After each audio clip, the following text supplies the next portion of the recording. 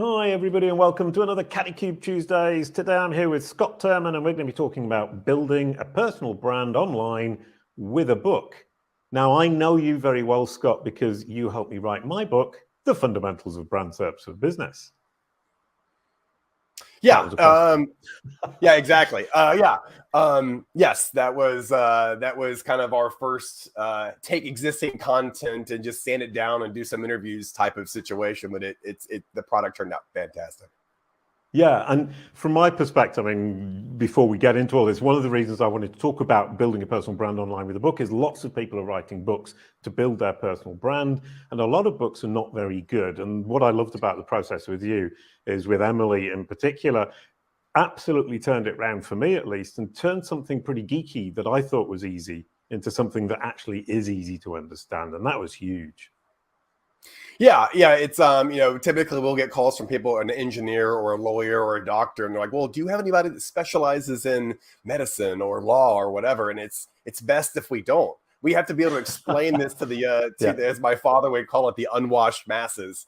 And the only way to do that is to not maybe go in cold, not be an expert in something, so you can explain it to people who aren't experts in it. Right. And I mean, I found that every time I thought everything was really, really clear, it would come back and it wasn't clear. And then we would discuss it and it became clear. And people have told me it's a real page turner, B, incredibly understandable, and C, a new approach to digital marketing that they hadn't thought of before. And it's a huge thanks to you guys. But before we get into that, I looked at your brand SERP, which is what I always do. Of course, Scott Turman has a knowledge panel. And it's a beautiful knowledge panel. Your website, scottturman.com, with about media, blog, and humor, with those rich site links. Apparently, you're funny if you've got humor.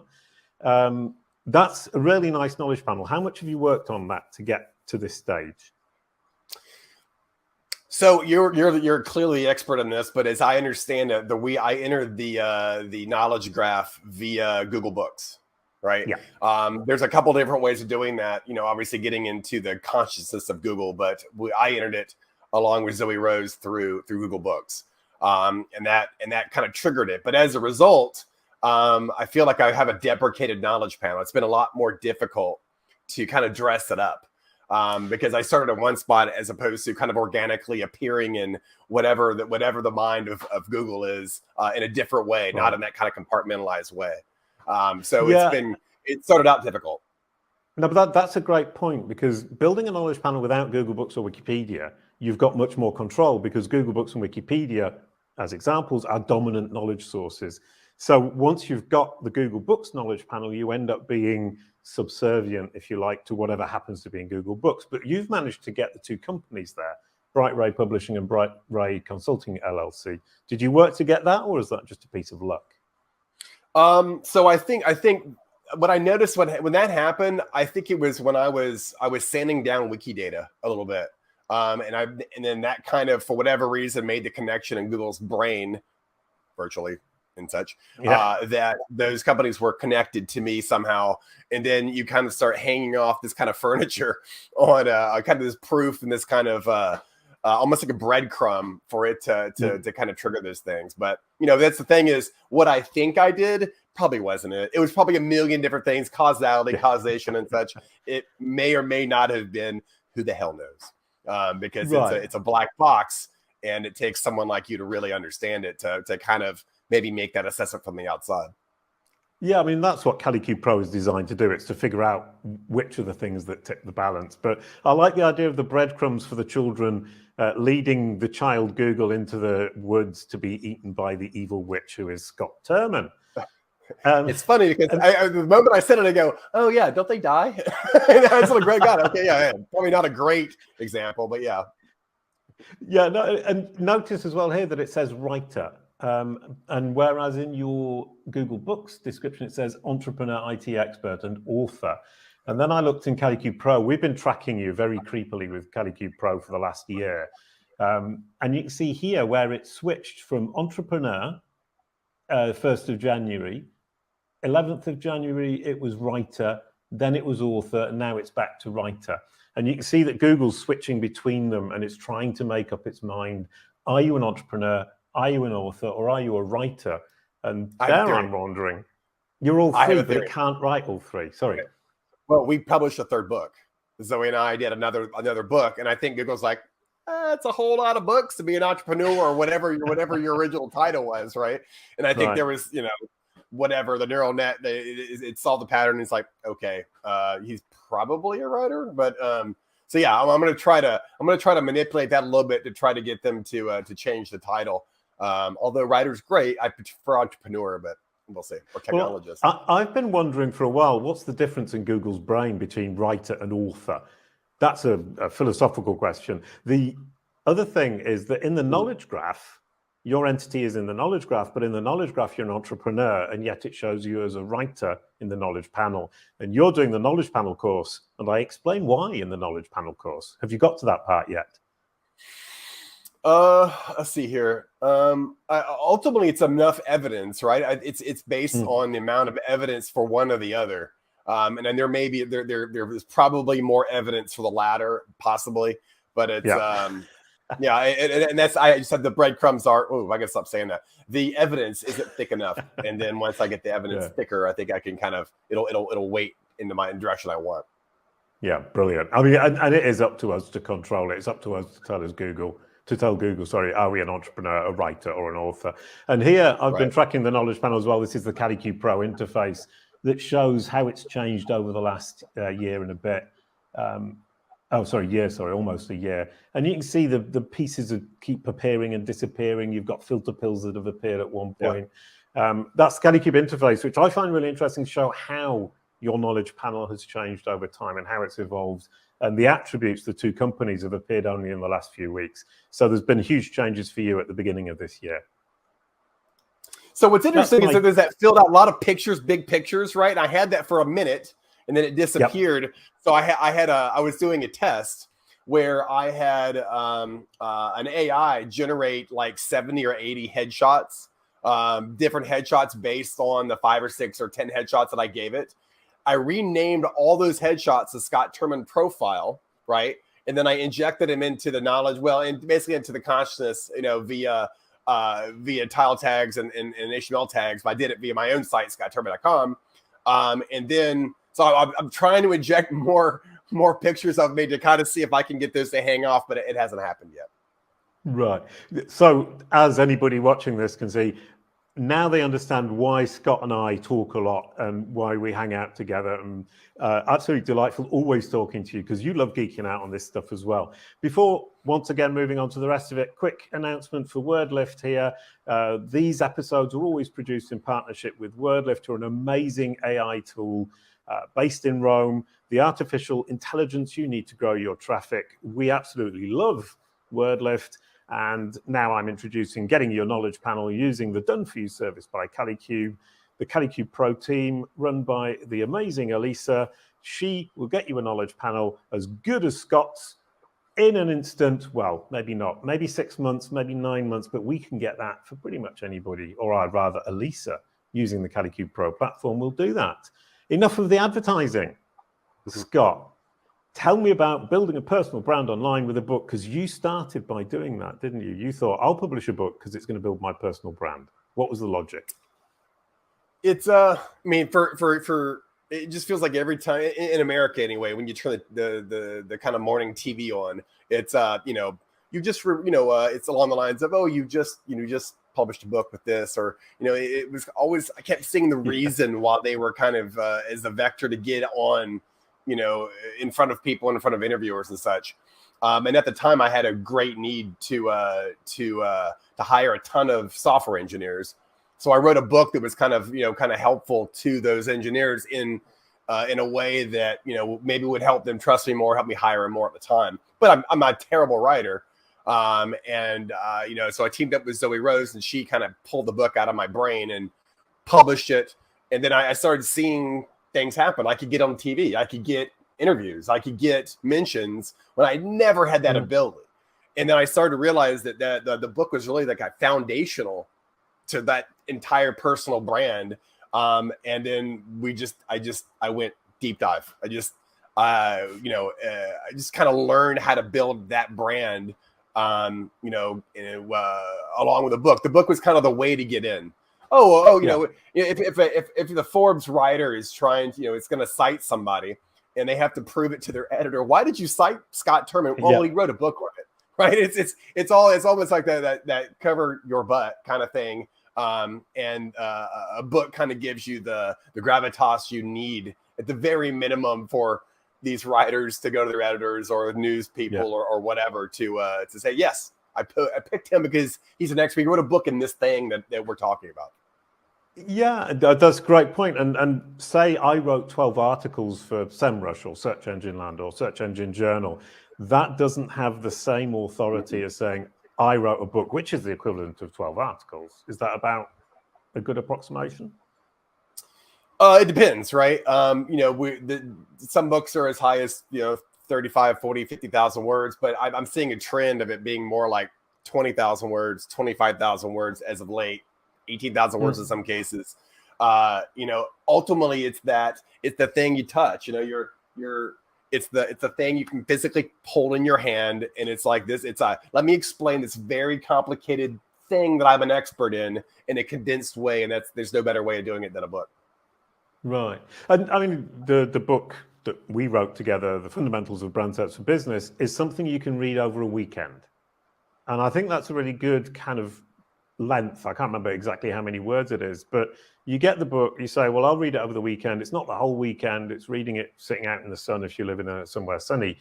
And then on the Monday morning, you get back to work and you're inspired, one would hope. Right. No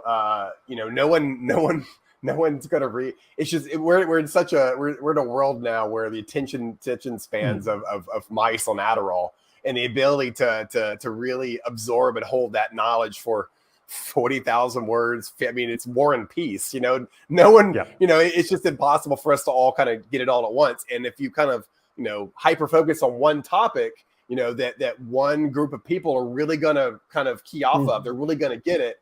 That's got way more value than some general book that maybe appeals to a larger amount of people, but you haven't really appealed to anybody. It's those rabid followers who are desperate to understand this one particular topic. That's the real value. I'd rather write a book for 5,000 people than write for 1 million. You write it for 5,000 people, you've written it for your true believers. Write it for 1 million, you've written it for nobody.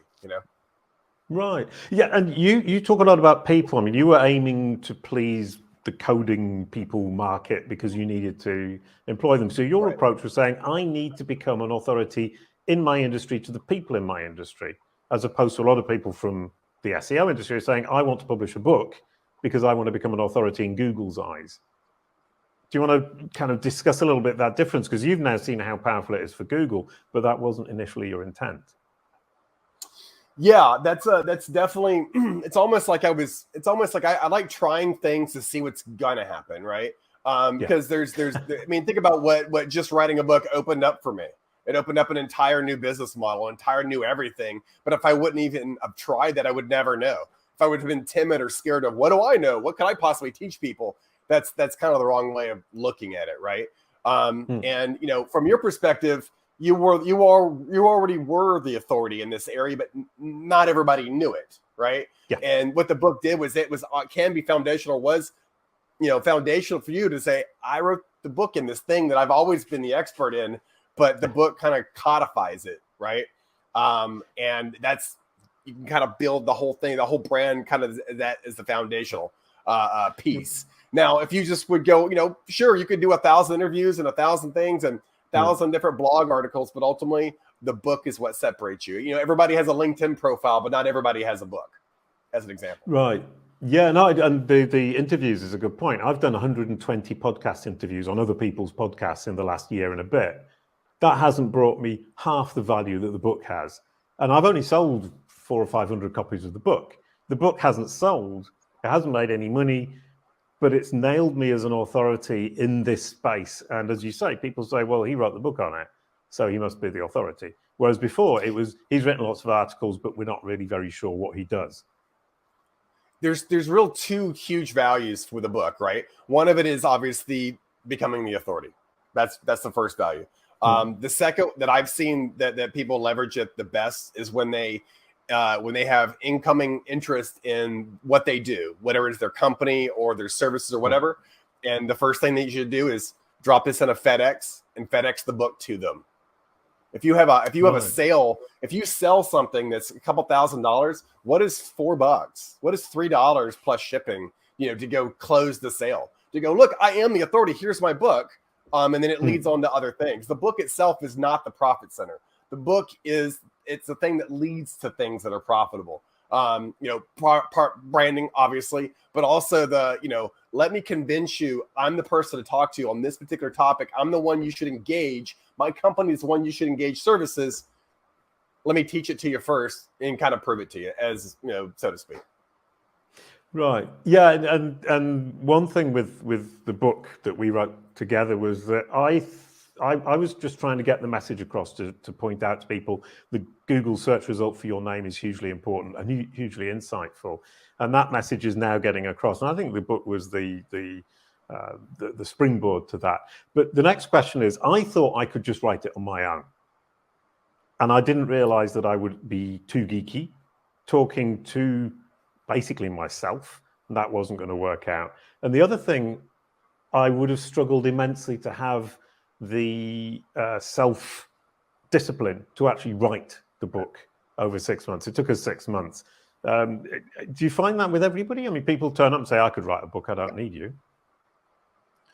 Yeah, we Brightray. Think of Brightray as a writing team. I mean, in the modern world, you see the likes of, I don't know, from Hillary Clinton to Michelle Obama to just a slew of stars, a slew of experts, in certain fields. They all had writing teams. No one writes the book alone. They didn't edit their own book. They didn't create their own cover, right? There's always a writing team mostly writing teams, for these kind of formidable projects. And when I hear that, well, I'm just going to do it myself. I'm like, well, we're going to do it an hour a day. It's the discipline it takes to really make that happen. You could do it an hour a day and be done in 6 months, right? Or you could do it an hour a week with a writing team and be done in 6 months and not spend an hour a day doing it. And that's the difference, right? And the end result is, our writers know how to write books. I don't know how to write a book. Do you know how to write a book? In terms of just from 0 to 20,000 words. You need someone who's trained in this, that's already, publishing, a handful of books before you get, they get to your project, because we're the experts. We know how to do it. Whereas the people who want to do it themselves, they're probably going to get it wrong the first time. And you probably would have got it wrong. You would have eventually gotten your book out, but I don't know if it would have been near as accessible, right? To the again, my father's quote, the unwashed masses. And I really like the bit where at the end of every chapter we were looking for what can we say at the end of this chapter to make sure they don't put the book down, but they turn the page to go on to the next chapter. And that's kind of reminds me of Charles Dickens or Thomas Hardy, the real page turner cliffhanger at the end of a chapter. It's storytelling, right? Yeah. It's absolute storytelling. And 80-90% of every movie on the planet goes something like this. Someone has a problem. Someone needs an expert. That expert helps them. They learn something from it, and then they solve the problem. Name it, Star Wars. Name a movie. That's literally that's every movie ever made that's been been seen more than 10 times. You had a hero's journey. You had an Odyssey style journey to get to the that had formed your opinions, right? You define this problem, and then now you help them solve it. That's literally how most of these business books kind of go. How I got here, why I believe the things I do, and how these things can help you solve your problem. And that kind of rhyme and rhythm, those book theses, how the chapters all kind of weave together from thesis to thesis, that takes skill. And it takes someone who's done it for a while, and it takes someone who's trained in it. And the average human just doesn't have it. Right. No, 100%. I agree. And next question is, I've got a limited amount of time. Shall I do a podcast for my authority and to build my audience, or should I write a book? I would argue that you start with the book. Ultimately, you're going to have to get. Ultimately, you are going to have to get guests, and no one is going to take you seriously unless you've actually got some body of work that shows that you're a serious human. You know what you're talking about, and then you're worth their time. A book kind of does that. If you're starting cold, right? Why should they come on your podcast? Sure, you could get your Uncle Joe all day long, but you're not going to get someone that you would really want to interview without having some body of work.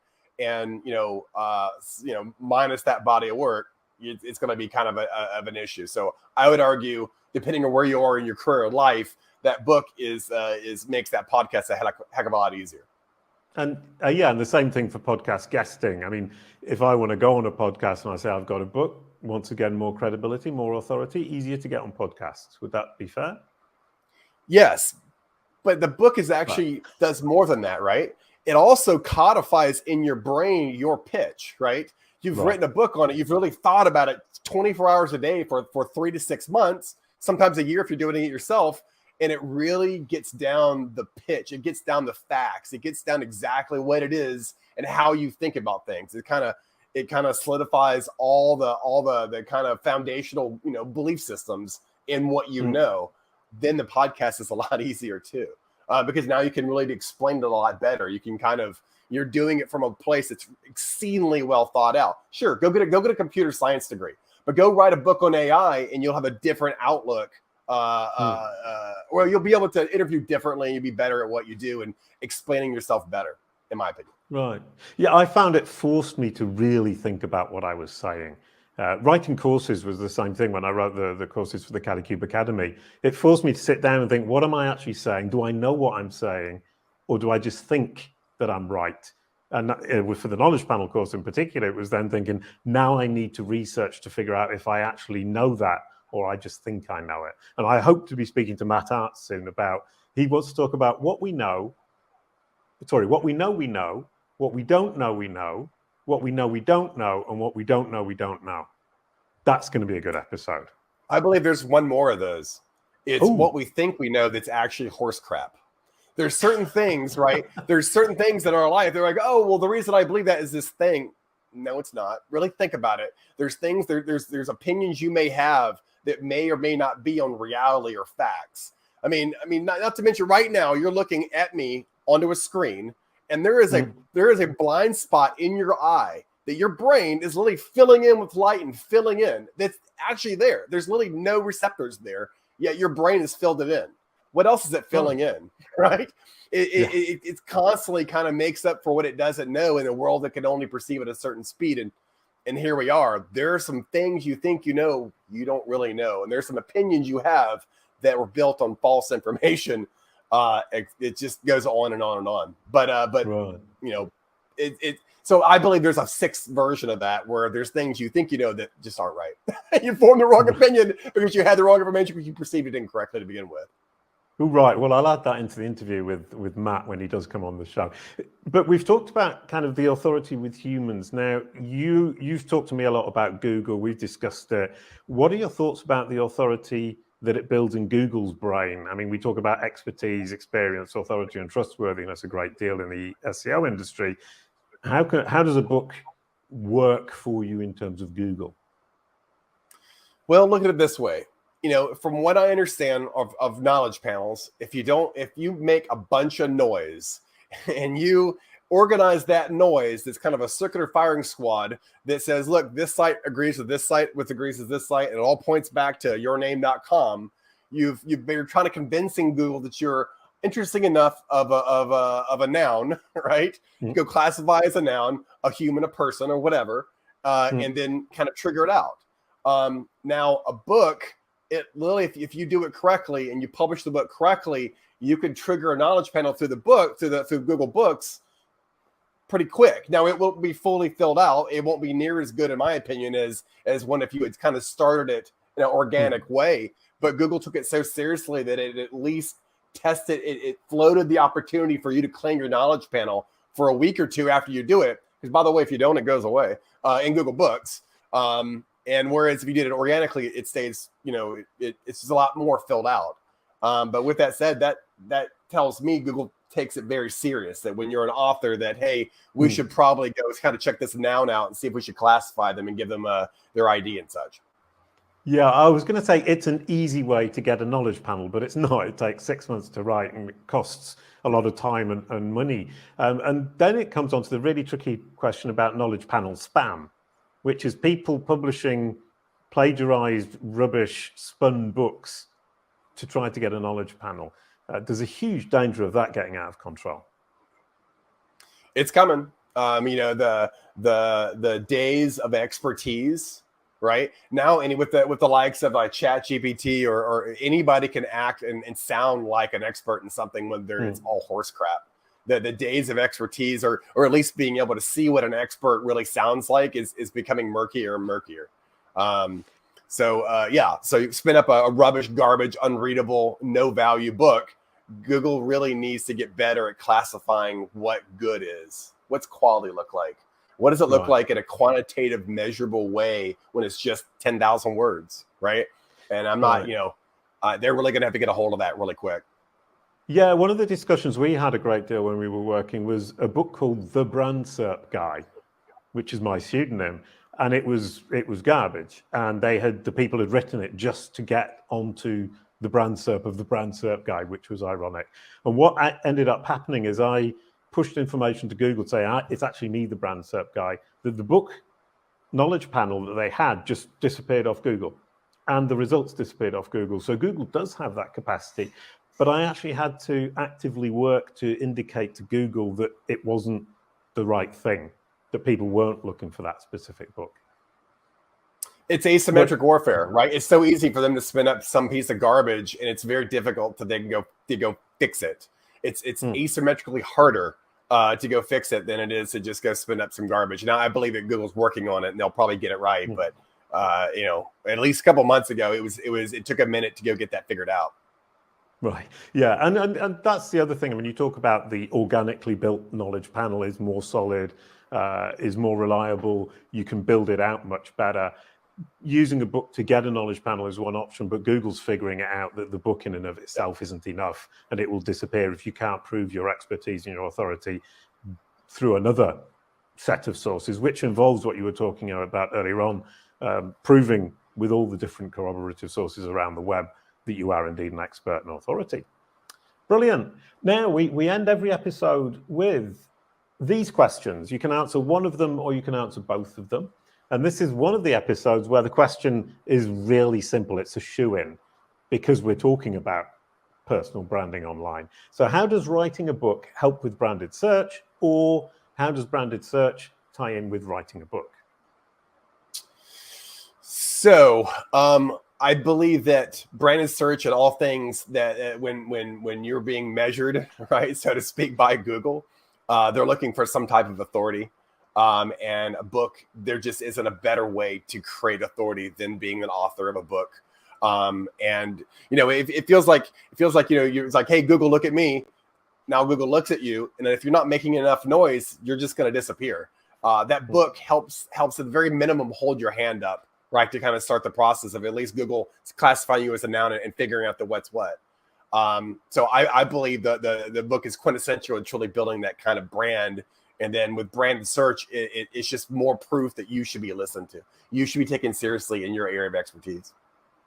Brilliant. Wonderful. And the reason we now ask that question at the end is because the podcast has now changed from being called With Jason Barnard to being called Branded Search and Beyond with Jason Indeed. Barnard.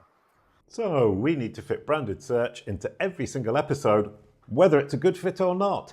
Next week, I think it's going to be a little bit more difficult than it was this week, because we'll be talking to Nat Rosasco about agencies and how they can create a bespoke project that wows their clients.